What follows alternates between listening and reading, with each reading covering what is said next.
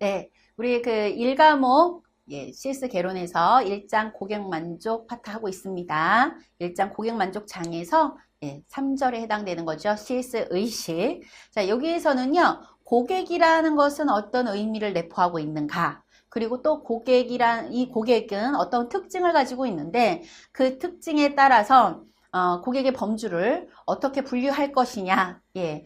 분류 방법이 굉장히 다양하죠. 그것만 하면 사실 2번 처리 끝납니다. 예. 이번 차시에서는 딱 이 고객과 고객의 특징, 고객에 대한 전반적인 개념, 그리고 범주를 다룰 것입니다. 자, 그러면은요. 자, 1과목 또 3절 CS 의식입니다. 고객이라는 거를 이제 사전적인 어떤 의미에서 한번 살펴보도록 할게요. 고객에서의 사전적인 의미는 돌아올 고예요. 고자가. 네, 돌아올 고. 돌아올 고다. 다시 컴백한다. 예, 마치 연어처럼요. 예. 그 다음에 객은 손님 객이에요.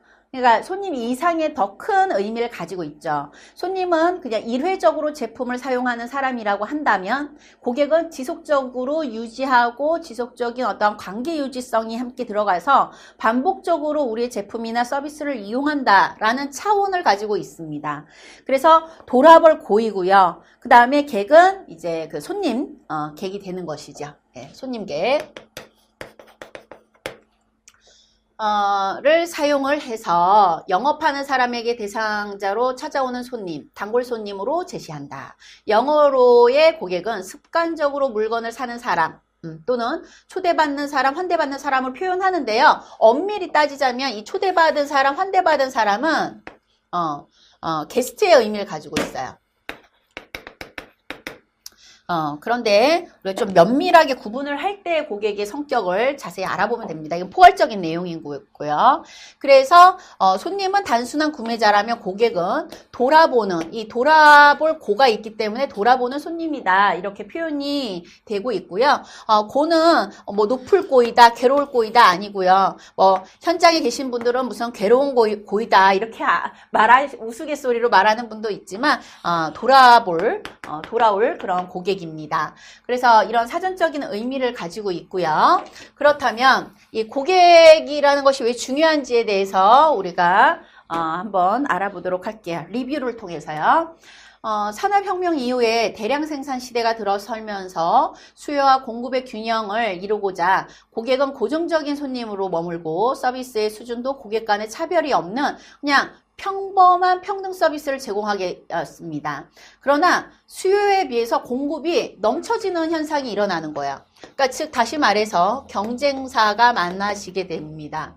그래서 이렇게 과잉 공급 현상이 일어나게 되면 어떻게 될까요? 과당 경쟁이 되겠고요.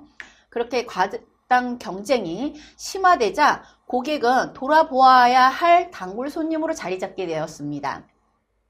그래서 고객을 앉아서 기다리는 것이 아니라 찾아서 나서는 적극적인 수요 창조는 고객 만족 지향의 서비스 개념을 이끌어내 버렸습니다. 이렇듯 고객의 개념이 달라지면서 고객의 중요성을 인식하지 못한 기업은 도태되겠죠. 기업으로서의 가치가 없어지는 상황에서 고객의 중요성은 더더욱이 부각되어졌다라는 겁니다.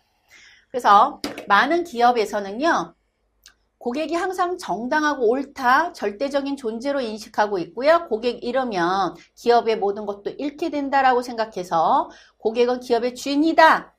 고객은 우리에게 선물이다. 고객은 왕이다. 뭐 이런 인식을 갖게 되었죠. 그리고 고객은 구매를 통하여 기업의 성장을 촉진시키고 기업으로 하여금 어떤 제품과 서비스를 만들어낼 것인가 고객은 안내자의 역할도 하고 있다. 참 이거 조심스러운 표현이기는 할 수도 있을 것 같아요. 사실 그 현장에서는요, 이제 고객은 왕이다. 고객은 안내자이다. 고객은 선물이다. 뭐 이런 형태의 인식 분명히 과거에는 존재해 왔습니다. 근데 지금 현재는요, 갑을 관계에 대한 인권운동, 인권의식이 좀 상승되면서부터, 아무리 내가 돈을 주고서는 제품이나 서비스를 이용받는 고객이라 할지라도 평등한 인식, 그리고 상호 존중하는 그런 관계 형성을 시대에서 요구하고 있습니다. 그래서 갑질 논란이라는 것도 있게 되고, 그리고 또 서비스의 그 종속 관계를 조금 더 수평적인 구조로 만들려고 하는 차원에서 그 파트너십적인 성격을 가지고 있죠. 그래서 고객과 기업의 직원과의 파트너십을 형성을 한다, 윈윈 전략을 사용을 한다라는 것이 지금 현재의 흐름입니다. 하지만 여기서 중요한 게 있어요. 우리가 CS 리더스 관리사의 시험을 볼 때는요, 사실 고객의 중요성을 과거의 흐름에서의 고객은 왕이다, 고객은 절대적인 신이다라는 차원에서 생각하셔야 합니다. 그러니까 조금 어떻게 조심스러운 표현이지만 자격증에 있는 내용은요, 지금 실전에 있는 현장하고는 조금 한 발자국 좀 늦는다라고 보시면 될 것 같아요. 그러면 우리는 뭐를 시험 보는 수강생으로서 우리는 어떻게 봐야 되느냐, 고객의 중요성을. 바로 과거에 고객은 왕이다, 고객 지향적인 중심에서 고객이 매우 중요한 역할을 하고 있다, 절대적인 존재이다 라는 특성으로 이해를 하시면 되겠습니다. 무슨 말인지 이해 가시죠? 자, 그러면 고객의 특징 보겠습니다. 고객은 절대적인 존재다. 예, 이런 거 이거 보기 문제 나와요. 고객은 항상 정당하고 옳다. 고객은 왕이고 황제며 신이다. 약간 살짝 과거에서의 종속관계죠. 예, 고객은 늘 가까이 있지만 배우자처럼 다루기가 까다롭고 존재이다. 고객이 기업의 운명을 결정하는 열쇠이며 귀중한 존재고 절대적인 존재. 그것이 바로 고객이다. 그래서 고객의 절대적인 존재라는 것을 언급하는 거예요. 그리고 고객이 실질적인 주인은 CEO가 아니라 고객이다라는 거예요. 왜냐하면 고객을 잃으면 기업을 잃는 거기 때문에 기업의 재산은 고객이고 기업의 주인은 소유주가 아니라 고객이며 고객이 최고의 재산이다. 그리고 또 고객은 안내자이다. 이렇게도 표현을 해요. 고객은 구매를 통해서 기업의 성장을 촉진시키고 기업으로 하여금 어떤 제품과 서비스를 만들어낼 것인가를 알려주는 안내자의 역할을 한다. 그래서 기업은 고객의 소리, VOC, 여기 띄어져 있네요. Voice of Customer라고 해서요. 고객의 소리라는 겁니다. 그래서 VOC 부서도 있고요. 이 소리를 귀 기울이는 것이다. 안내자이기 때문에. 또 고객은 변덕의식마다 민감하다. 오늘날의 같은 소비 계층이 다양해지고 세분화함에 따라서요, 고객의 성향을 예측하기라는 건 굉장히 쉽지 않습니다. 고객의 개개인의 자유분방함과 독특한 개성. 그러니까 이 말은 무슨 말이냐면요, 고객의 니즈가요, 다양화되어 있다는 거예요. 그래서 마케팅 전략도 다품종 소량 생산의 방식으로 이어지고 있다. 그러니까 다품종 소량 생산이라는 의미는 뭐냐면요, 제품의 커스터마이징, 개별화가 된다. 이렇게 표현할 수 있습니다. 고객은 민감하다. 고객은 오감, 시간이라 시각이요. 예, 시각적인 거, 청각적인 거, 미각적인 거, 후각적인 거, 촉각적인 것으로 제품 서비스의 퀄리티를 느끼고 평가합니다. 고객의 소비 구조가 다양화 및 개성함에 따라서 기업에서도 제품의 품질과 함께 서비스의 개발도 인간 존중의 고객 관리, 즉 휴먼웨어를 중시하는 서비스 관리로 전환되어야 한다라고 되어 있습니다. 그 다음에 이제 중요한 게 고객의 범주예요. 이 고객의 범주에서는요, 시험 문제가 꼭 나오죠. 안 나올 때가 없어요. 그런데 여기에서요, 고객의 범주를요, 여기는 지금 첫 번째 관계 진화 과정이라고 되어 있죠. 이 고객 범주, 잠시만 여기다가 설명하겠습니다. 고객 범주를요, 크게 5가지 정도로 나눌 수가 있어요. 첫 번째는요, 지금 제시되어 있는 관계 진화 과정 에 의해서 고객을 분류할 수가 있어요. 두 번째는요, 참여 관점에서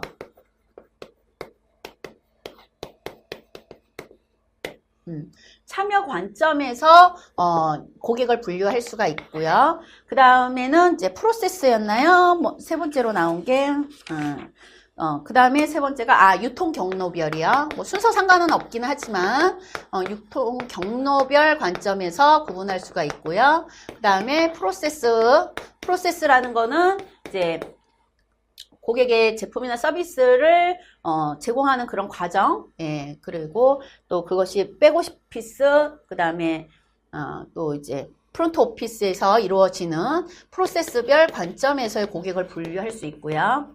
그 다음에 의견 주체에 따라서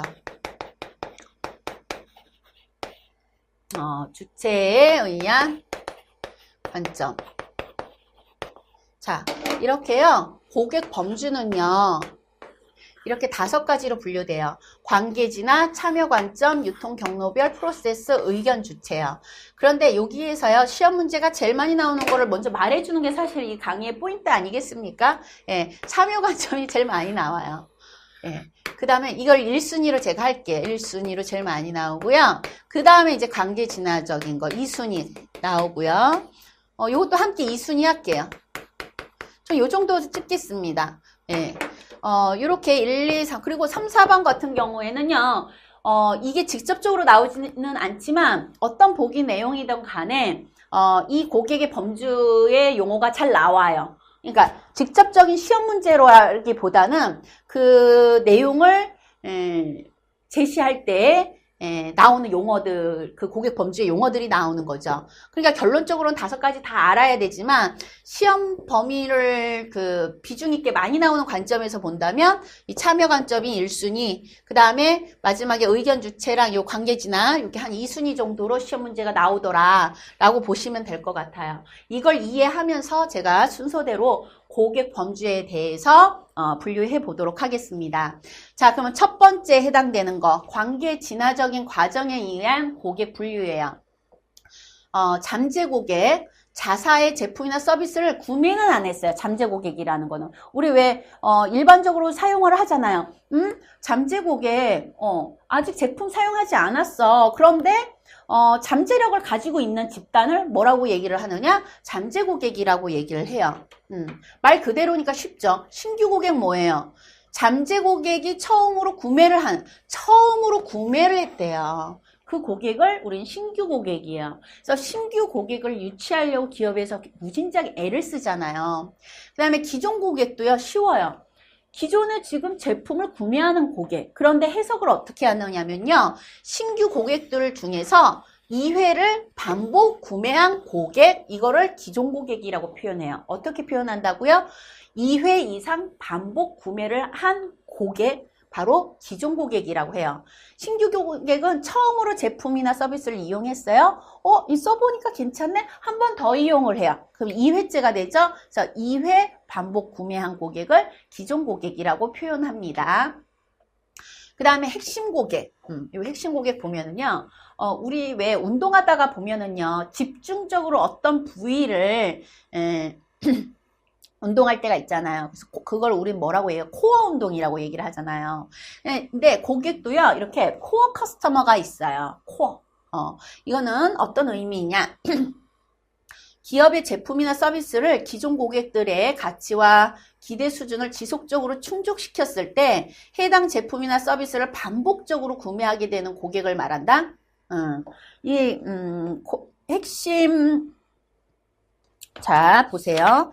핵심 고객이라는 거는 그 기대하고 그 다음에 가치와 그 수준을 지속적으로 충족했을 때 그걸 계속 반복적으로 구매하게 되는 고객군을 이야기를 한다라고 되어 있습니다. 이거를 우리는 코어 운동이라고 하고요.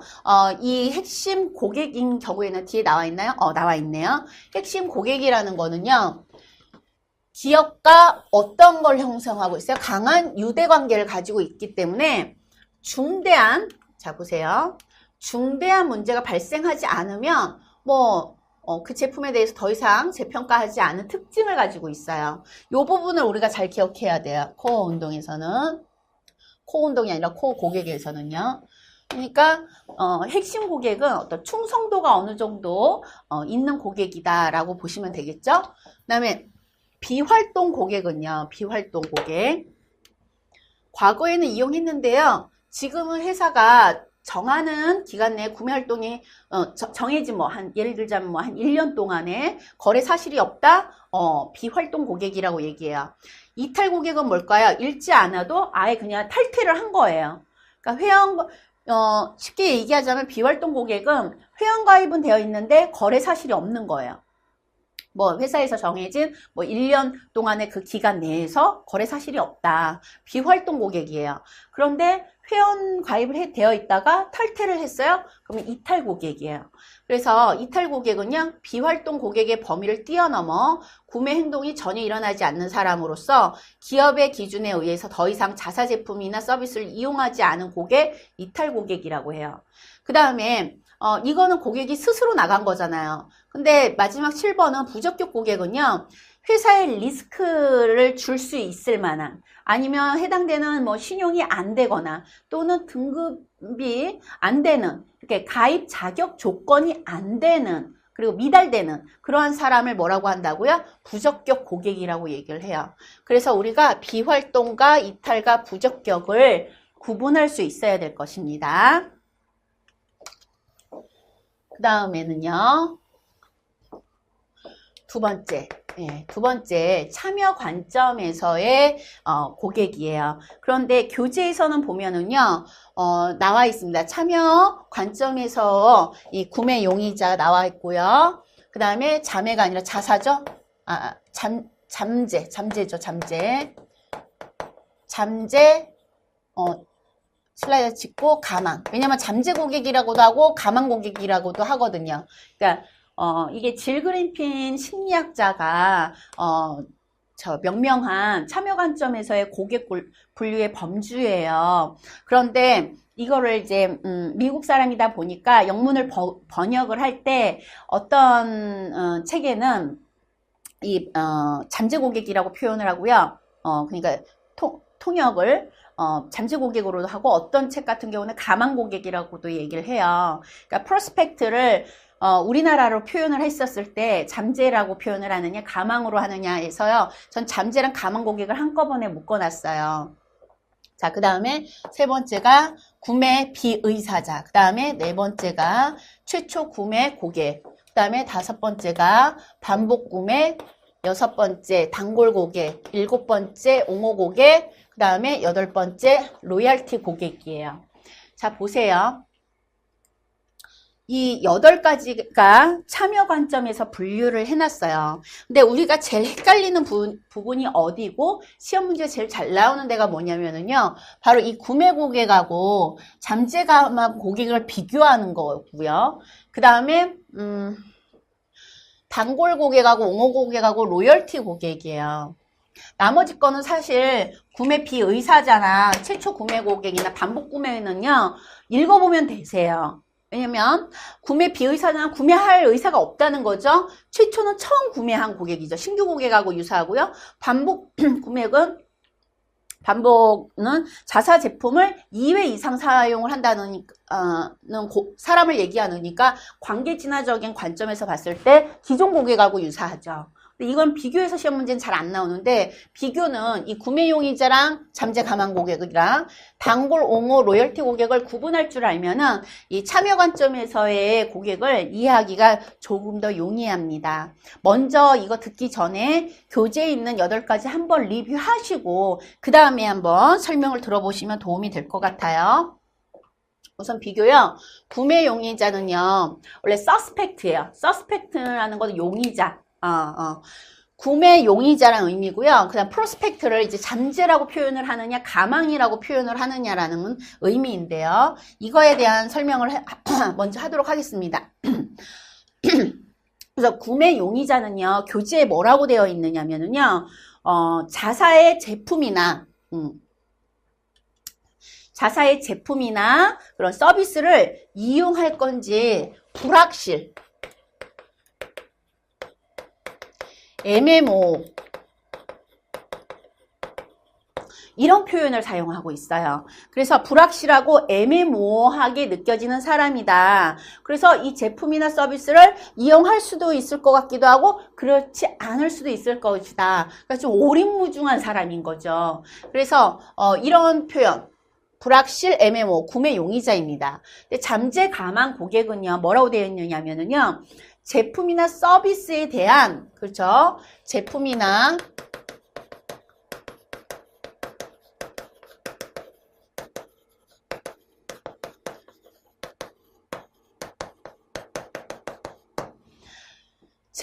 서비스에 대한 정보를 인식하고 있어요. 그러니까 정보에 대해서 가격 같은 걸 뭐 들었거나 기능을 뭐 보았거나 뭐 시연해서 입어봤거나 먹어봤거나 뭐 이런 것들 있잖아요.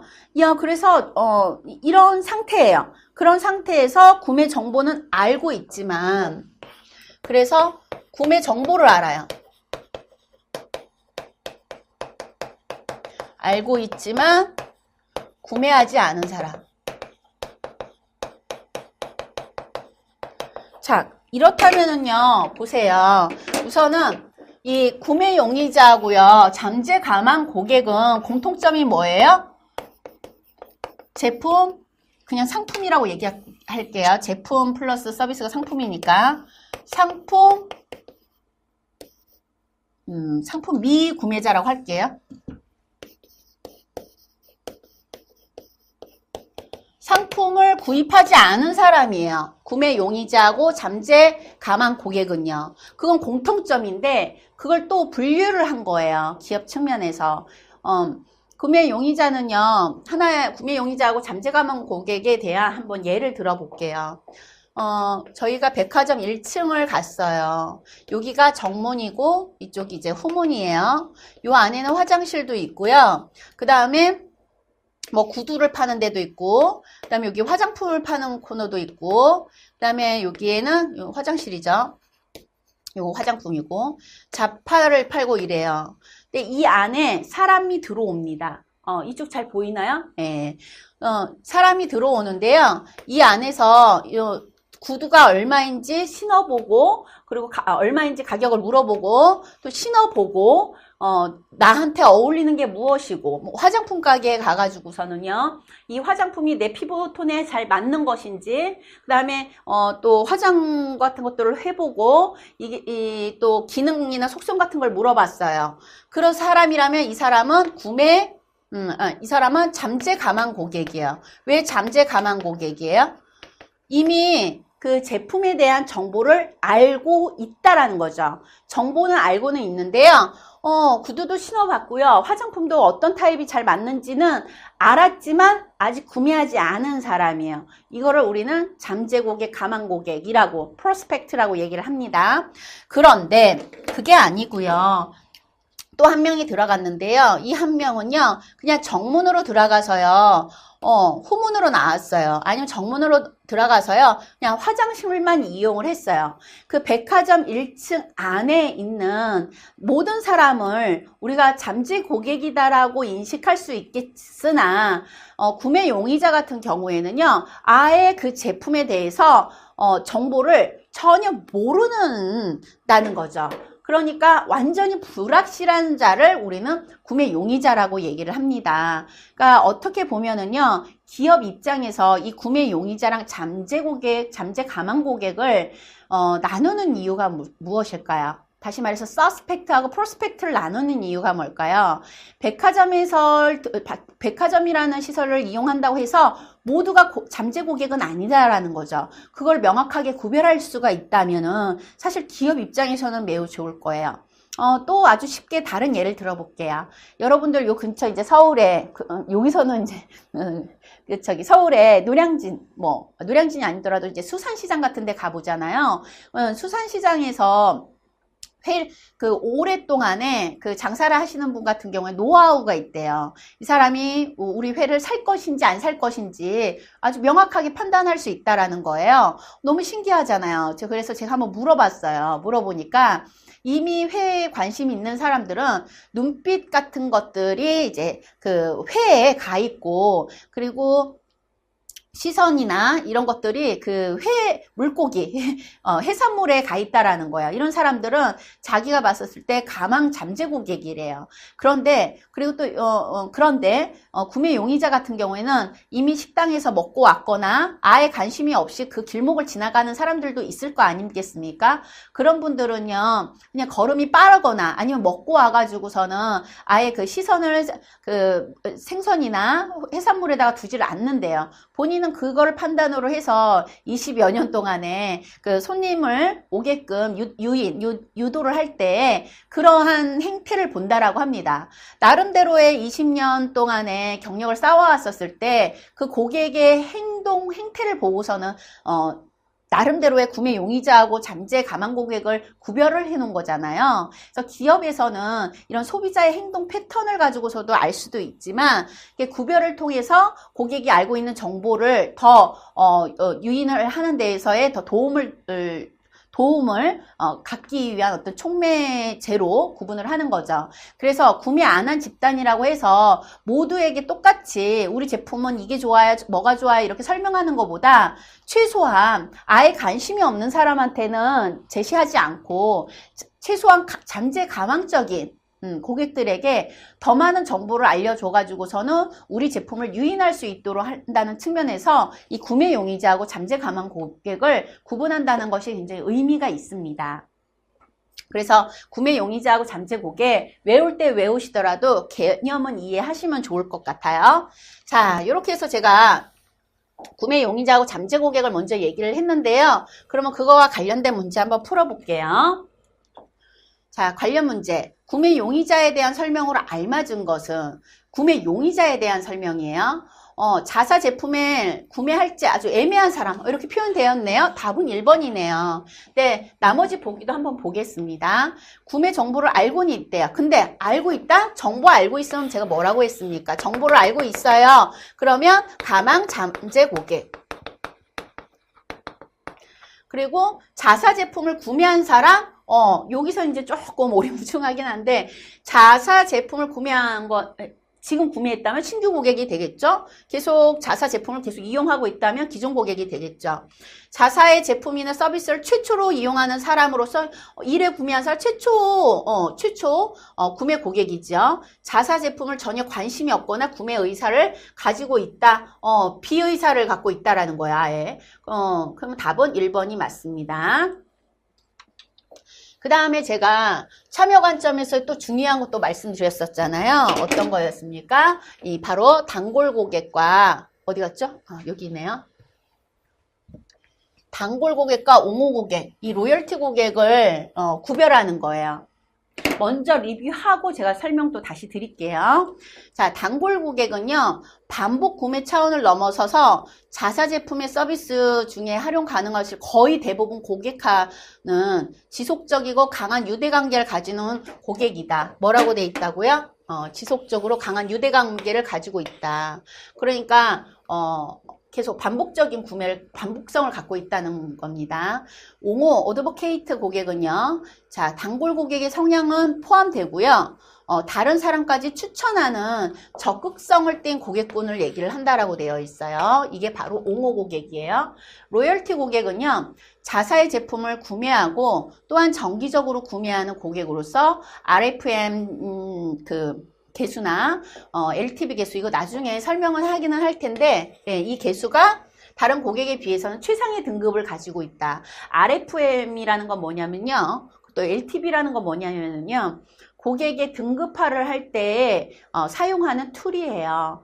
그래서 RFM의 R은 리센시 얼마큼 최근에 이 제품을 구매를 했는가 그리고 또 F는 프리퀀시라고 해가지고서는 얼마나 빈도성, 많은 빈도수를 가져서 우리 제품이나 서비스를 이용했는가. M은 monthly를 해서 얼마나 많은 금액을 가지고서는 이용한 거래 사실이 있느냐.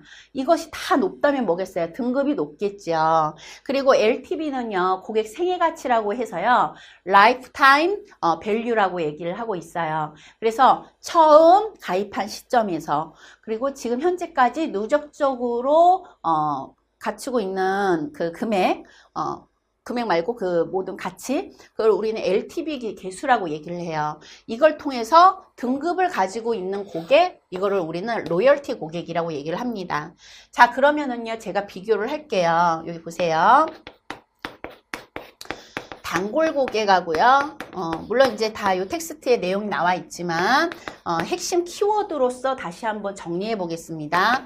옹호 고객이 있고요.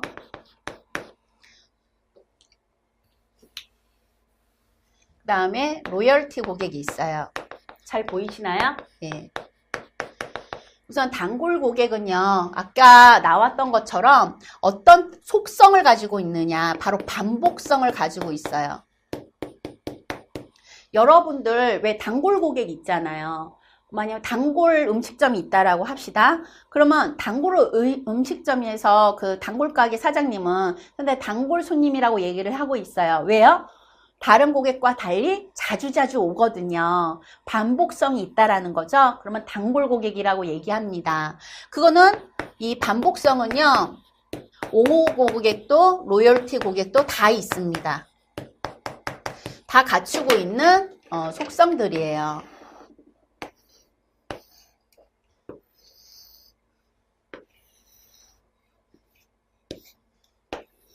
그런데요, 옹호 고객은요, 이 단골 고객과 다른 또 다른 속성이 하나 더 있습니다. 뭐냐면요, 바로 추천성이에요.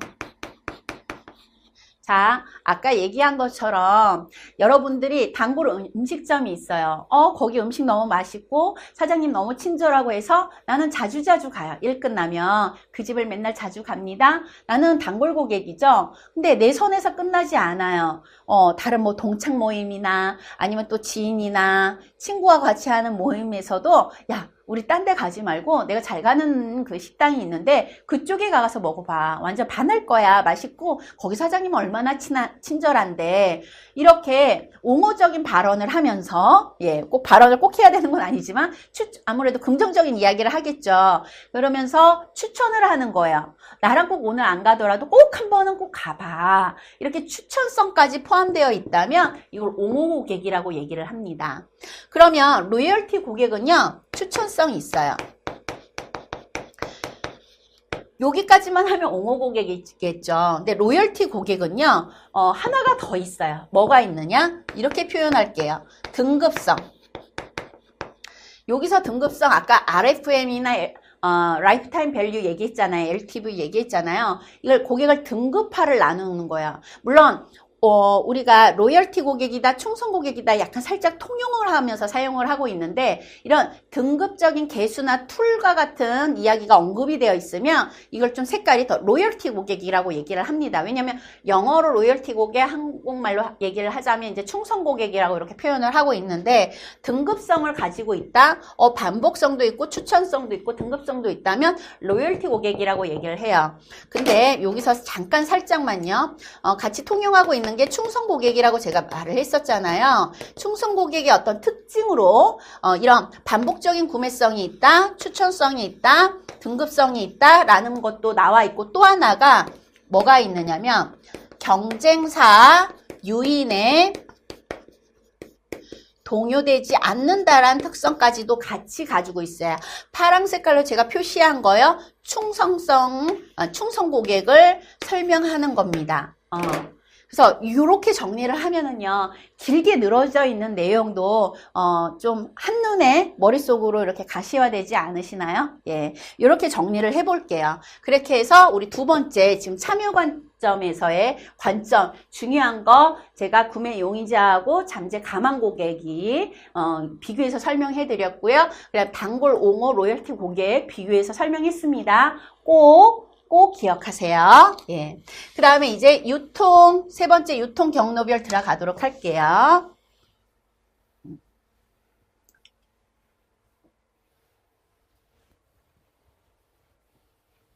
네. 여기서는 이제 좀 쉽게 넘어가겠습니다. 유통 경로별로는요, 유통적인 기업이 최종 소비자에게 거쳐 갔었을 때 1, 2차의 중간 고객이 이제 생기게 되는데요. 1차 고객은 제공자로부터 제품, 서비스를 구입하는 고객을 말하고요. 간접 고객은 최종 소비자 또는 2차 소비자를 말한다. 그래서 자동차를 살 경우에 최종 소비자는 일반인이지만 누구를 거쳐요? 중간에? 예, 자동차 영업사원에게 공급해서 판매할 때는 자동차 구매자에게는 간접 고객이 되겠죠. 공급자는 이 제품 서비스를 제공하면서 반대급부로 돈을 지급받는 행위를 수반됨으로 고객이 된다. 경쟁자는 또 고객관리 등의 중요한 인식을 심어주는 고객을 말한다. 유통적인 과정인데 그렇게 비중 있게 나오지는 않습니다.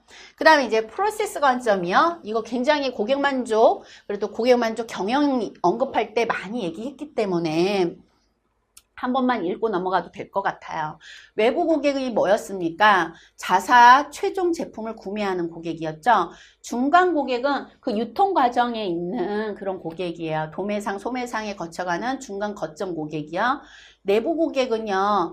회사 내부의 종업원으로 조직과의 관계에서 고객을 말하는 거니까 주주, 종업원의 가족, 동료, 부하, 상사 다 내부 고객이라고 얘기할 수 있습니다. 이렇게 해서 3, 4번 넘어갔고요. 그 다음에 이제 마지막으로 의견 주체에 의한 고객 분류예요. 이 부분도 이 순위로 제가 많이 나온다고 언급드렸었죠. 먼저 리뷰하겠습니다. 두 개를 분류할 수 있어요. 의사결정 고객이 있고요. 의견 선도 고객이요. 요거 헷갈리시면 안 됩니다. 예, 의사결정 고객은요. 한번 먼저 리뷰할게요. 직접적으로 제품이나 서비스를 구입하거나 돈을 지불하진 않아요. 그런데 1차 고객이 선택하는데 아주 커다란 영향을 미치는 개인 또는 집단을 얘기해야 한대요. 예를 들면 이 문장 3장이 잘 이해가 갈 거예요.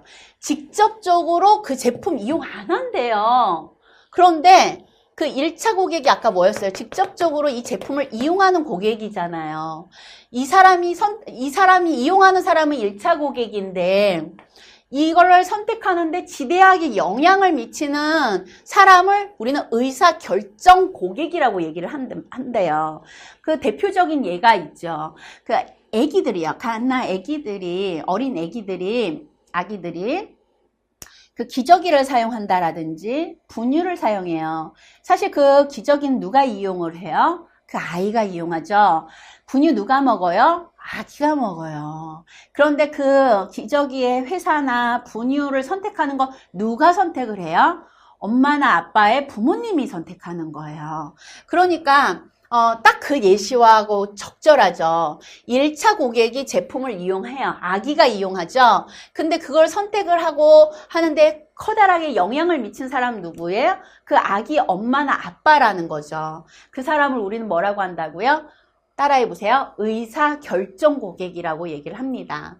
이건 아주 이 의사결정 고객을 설명하는 데에서의 아주 대표적인 예시가 되는데요. 보통 기업에서 고객만족 경영을 할 때 여성 주부 이런 마케팅을 굉장히 많이 실시합니다. 그 이유가 왜 그러느냐면요. 살림살이를 보통 여자인 주부가 물론 남자 주부도 있지만 여자 주부가 많이 하잖아요. 그러니까 물건을 구매를 하는 사람이 일반적으로 남자보다 여자가 많다라는 거예요. 그래서 특히 이 제품을 선택을 하는 데에서 결정적으로 그 여성 마케팅에 막 초점을 두는 이유가 이 의사결정 고객이 누구냐, 주로 성별로 따지자면 여성이 많다. 그러한 차원에서 마케팅을 실시를 하는 이유인 거죠. 그리고 또 하나가 뭐냐면 연구 결과가 나왔는데 제품마다 의사결정 고객들이 다르다라는 사실이 나와 있어요. 집에서 뭐 자동차나 보험이나 뭐 이런 것들은요, 남편이 주로 의사결정 주체자가 되는 경우가 많다라고 그러고요. 여성 같은 경우에는 주방용품, 뭐 가구, 그 다음에 무슨 뭐 가전제품 중에서도 뭐 좀 분류가 되었지만 뭐 가구나 뭐 아니면 주방용품 이런 것들은 의사결정 주체자가 여성이 훨씬 더 많다. 그러니까 일반적으로 그렇다라는 거예요. 그래서 이 의사결정 고객은 이런 의미를 머릿속에다가 두고서는 내용을 보면은요, 금방 이해가 가시죠? 자, 그러면 의견 선도 고객, 선도하겠다는 거야. 우리 왜 학교 다닐 때, 우리 학교? 저기 선도부장, 과거에 선도부장이라는 게 있었는데, 좀 바른 방향으로, 움직일 수 있도록 선도부장 뭐 이런 게 있었어요. 근데 고객 중에서도 이렇게 의견을 선도하는 고객이 있어요. 먼저 읽고 설명할게요. 여러 상표들 중 어느 것이 가장 좋은가? 또는 어떤 특이한 제품이 사용되는 방법과 같이 어떤 특별한 제품과 제품 범주에 대한 충고나 정보를 비공식적으로 제품과 관련된 커뮤니케이션에서 제공하는 사람이다? 그래서 제품이나 서비스를 구매하기보다는 뭐를 한다고요? 평판이나 심사나 모니터링에 영향을 미치는 그러한 집단이라고 해서 종류가 소비자 보호단체, 기자, 평론가, 전문가들이 있대요. 이것도 또 예를 들어볼게요. 아마 여러분들 TV에서 홈쇼핑을 한번 본다면 아마 한번 보신 적은 있을 거예요. 예를 들어서 뭐 건강식품이라든지 또는 아니면 뭐 다이어트 식품인데 뭐 한의사가 나와가지고 얘기합니다. 이거는 어디에 기능에 좋고, 그리고 이거를 복용했었을 때, 어떤 효과가 있다라는 걸 의학적으로 설명을 해요. 뭐, 아니면, 예를 들어서 뭐, 유아, 뭐, 역사와 관련된 거야. 그러면은 이제 아동 심리학 전문가가 나와서 아이들에게 뭐, 역사의 흐름을 어느 정도 알아주는 것이 어떠한 의미를 내포하고 있다. 교육적인 부분에서는 어떤 효과적인 측면이 있다. 이런 걸 설명을 해주려고 나와요. 그리고 하다못해 뭐, 옷 같은 것들을, 상품을 설명을 할 때, 쇼호스트들이 나와서 설명하잖아요. 근데 좀 더 신뢰성을 두기 위해서 뭐 패션 모델이라든지 아니면 그 뭐 디자이너 같은 분들이 나오셔가지고 전문가 집단이죠. 여기에 해당이 되는 거예요.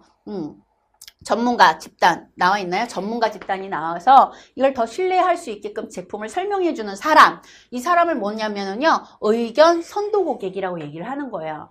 실제 의사 결정 고객이나 의견 선도 고객은요, 그 제품을 이용하는 것은 아니에요. 제품을 구매한 사람은 아니라고 할 수 있겠죠.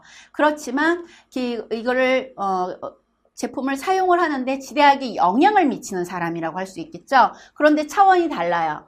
이는 구매를 하려고 했었을 때 결정적인 영향력을 주느냐, 의견 선도 고객은 이거를 다른 소비자들이 구매를 하려고 할 때 얼마만큼 긍정적인 영향을 미치게 하느냐, 이런 차원의 차이점이 있지만 분명히 의사 결정 고객과 의견 선도 고객은 제품을 구매할 수 있게끔 그리고 매출액을 만들려고 하는 기업 입장에서는 매우 중요한 고객군이 되겠습니다.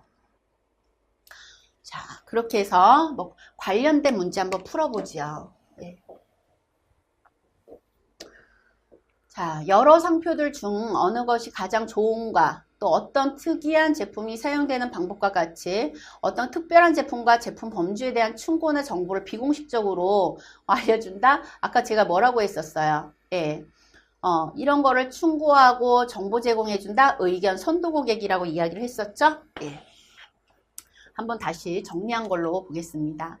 마지막으로요. 제가 이 5가지만 얘기를 했는데요. 이 고객 범주에서 또 요거는 이제 1954년에 그레고리 스톤이라는 학자가요. 이 의료 서비스 요 관점에서 고객을 분류를 했어요. 그래서 요거까지만 하면은 우리가 완벽하게 고객 범주를 분류하게 되거든요. 근데 이걸 4가지 범주로 나눴습니다. 4가지 범주로 어떻게 나눴는지 그레고리 스톤의 윤리가 아니라 저기 고객 범주 한번 보도록 할게요. 첫 번째가요, 경제적인 고객이에요. 절약형 고객이라고도 하고요. 그 다음에 윤리적인 고객, 도덕적인 고객, 개인적 고객, 개별화 추구 고객, 편의적인 고객, 편리 추구 고객. 유사 말이지요. 이렇게 생각한 거예요. 그레고리 스톤은 이렇게 생각합니다. 사람들이요, 이 상품을 구매할 때 말이죠. 이때 말할 때, 여러분은 어디에다가 비중을 더 많이 두나요? 어디에다가? 나는 성능이나 기능보다는 가격이 더 중요해. 가격이 저렴하면 나는 그 제품을 살 거야. 또 어떤 사람은 또 이런 기준을 갖죠. 조금 비싸더라도 난 브랜드가 더 중요해. 성능, 기능, 그런 것보다는, 나는 어떤 브랜드의 가치를 가지고 있느냐. 난 브랜드가 더 중요한데, 사람 선택할 때 그런 의미적인 게 내포가 되어 있어요. 그걸 우리가 경제적인 고객이라고 얘기를 하고, 그 다음에 조금 더 돈을 지불한다고 하더라도, 난 조금 더 편리하게 이용할 수 있는 데를 선택할 거야. 아니야. 나는 좀 편리성보다, 내가 어떻게 의미 있는 과정을 가질 것이냐에 따라서 나는 그 서비스를 선택할 거야. 사람마다 가지고 있는 기준들이 틀리거든요. 아마 그런 차원에서 고객의 범주를 그레고리 스톤은 4가지 유형으로 나눴습니다. 첫 번째가 경제적인 고객이야. 먼저 리뷰할게요. 고객 가치를 극대화하려는 고객으로서 투자한 시간, 돈, 노력에 대해서 최대한의 효용을 내려고 하는 고객. 그래서 기업에서 마케팅을 고객에게 합리적이고 실질적인 이익을 준다라고 부각하는 고객이에요. 그래서 가성비를 굉장히 더 중요하게 생각을 한다. 이거는 경제적인 고객에 해당이 된다는 겁니다. 두 번째는요, 윤리적인 고객이야. 윤리적인 기업의 고객이 되는 것을 고객의 책무라고 생각을 하는 것이에요. 그래서 기업의 사회적 이미지가 깨끗하고 윤리적이어야지 고객을 유지할 수 있다고 생각하는 그런 고객들을 얘기합니다. 저는 실질적으로 좀 윤리적인 고객이 해당이 되기는 해요. 뭐 예를 들어서 대기업이 뭐 이렇게 골목 상권까지 다 포함되어서 그 상품을 아주 저렴한 가격으로 제시하려고 하는 제품을 제시하면 이렇게 나와 있으면 사실 전 구매하지 않아요. 예. 그래서 그런 어떤 윤리적인 부분, 도덕적인 부분, 뭐 이런 거 참고하고 있습니다. 요거는 뭐 저게 사견이니까. 근데 뭐 이런 것도 있어요. 기업 이미지, 우리 고객 만족 3요소 얘기했지만 이미지 자체가 안 좋다. 그 비도덕적이고 윤리적인 그런 기업이다라는 인식을 갖고 있었을 때 그 제품을 구매하지 않는다는 점, 혹은 윤리적인 고객이라고 보면 돼요. 그 다음에 개인적인 고객, 개별화 추구 고객은요, 개인 간의 교류를 선호하는 고객으로서요, 형식적인 서비스보다는 자기를 인정하는 걸 원하는 고객을 말한다. 기업에서는 마케팅 측면에서 고객 정보를 파악해서 1:1 맞춤식 서비스의 고객층을 확보한다. 이런 개인적인 고객은요, 내가 조금 더 경제적으로 돈을 더 낸다고 하더라도 나한테 나의 라이프 스타일이라든지 나의 입맛에 맞게끔 이런 제품이나 서비스를 제공을 한다라고 한다면 그거는 그 맞춤화, 개별화를 추구하는 그런 고객이라고 보면 됩니다. 하나 예를 들면은요, 예전에 뭐 DIY 같은 제품들 있잖아요. 직접 가구를 만들고 그걸 조립해서 진짜 세상에서 나밖에 없는 표준화되어 있지 않는 가구를 만드는 제품 같은 것들 굉장히 흥했습니다. 그 다음에 뭐 내가 만든 향수라든지 뭐 직접 참여를 해서 나한테 맞춤식으로 개별화가 되어 있는 그러한 제품을 원하는 그런 고객을 우리는 개인적인 고객이라고 얘기를 해요.